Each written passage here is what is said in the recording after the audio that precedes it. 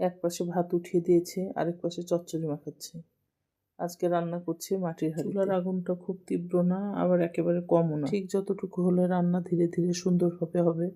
আর সেই ধীর গতির মাঝে একটা অদ্ভুত শান্তি লুকিয়ে আছে। হাঁড়ির ঢাকনা খুলে একবার দেখে নেওয়া, আবার আলতো করে নেড়ে দেওয়া, এই ছোট ছোট কাজগুলোর মাঝে আজকের দুপুরটা কেমন মায়াবী হয়ে উঠছে। বাইরের কোলাহল থেকে দূরে এই ছোট্ট রান্নাঘরের ভেতর যেন একটা আলাদা জগৎ তৈরি হয়েছে, যেখানে শুধু আগুনের টুকটুক শব্দ আর ফুটন্ত হাঁড়ির নরম মনে হচ্ছিল আজ শুধু রান্না না, আমি যেন নিজের একটা শান্ত দুপুর গড়ে তুলেছি।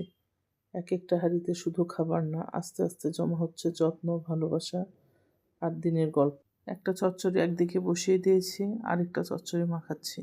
দুপুরের সময়টা থাকে বেশ ব্যস্ততা, একদিকে তৈরি করি, আরেকদিকে রান্না করি।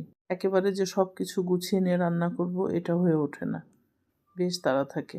মাটির হাঁড়ি রান্নার একটা বৈশিষ্ট্য আছে, একেবারে অনেক জোরে করে চুলা জ্বালিয়ে দিয়ে রান্না করা যায় না, পাতিল ফাটার ভয় থাকে না, কিন্তু অনেক সময় দেখা যায় তরকারির তলা একটু লেগে যায়, এজন্য একটু সাবধানে রান্না করতে হয়। এজন্য চুলার আগুনটা একটু কমিয়ে দিচ্ছি, আবার একটু বাড়াচ্ছি, যেন রান্নাটা ঠিক নিজের মতো করে সময় নিয়ে পরিপূর্ণ হয়।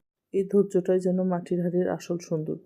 ভাত রান্না হয়ে গিয়েছে, চচ্চড়ি দুই পাশে হচ্ছে।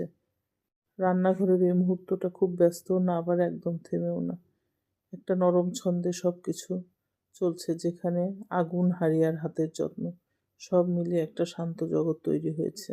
বাইরের দুনিয়া তখন কোথাও দূরে, এখানে শুধু ধোঁয়া, গন্ধ আর একটু একটু করে তৈরি হওয়া দুপুর। মনে হচ্ছে এই রান্নাটা শুধু খাবার না, এটা একটা সময়কে ধীরে ধীরে সুন্দর করে গড়ে তোলা।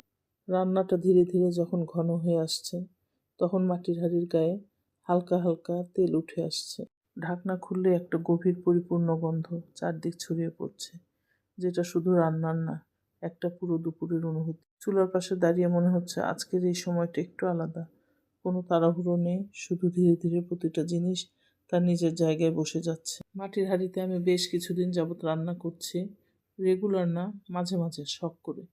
একটু অভিজ্ঞতা হয়েছে, মাটির হাঁড়ির ভাতটা একটা আলাদা স্বাদ, এটা আমি খেয়ে বুঝতে পেরেছি, আমি আমার অভিজ্ঞতা থেকে বলছি। মাঝে মাঝে হাতের নাড়াচাড়া থেমে যাচ্ছে, শুধু চুপচাপ তাকিয়ে দেখছি কিভাবে আগুন আর মাটি মিলে একটা খাবারকে গল্প বানিয়ে দিচ্ছে। এই রান্নাঘরের শব্দগুলো খুব বড় না, শুধু হাঁড়ির টুংটাং, আগুনের নরম টকটক আর মাঝে মাঝে ঢাকনার হালকা কাঁপন, সব কিছু মিলে একটা শান্ত ছন্দ তৈরি করে, যেন সময় নিজেই একটু ধীর হয়ে গেছে আজ।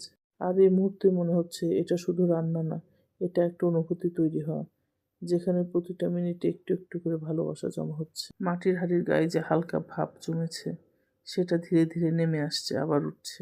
এ ওঠানামার মাঝেই যেন রান্নাটা আরো গভীর হয়ে যাচ্ছে।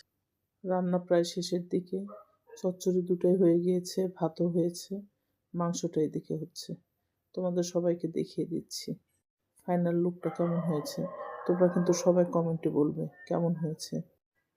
আমার তো অসম্ভব ভালো লেগেছে। মাটির হাঁড়ির রান্নার আলাদা একটা টেস্ট আছে, যে খেয়েছে সে জানে।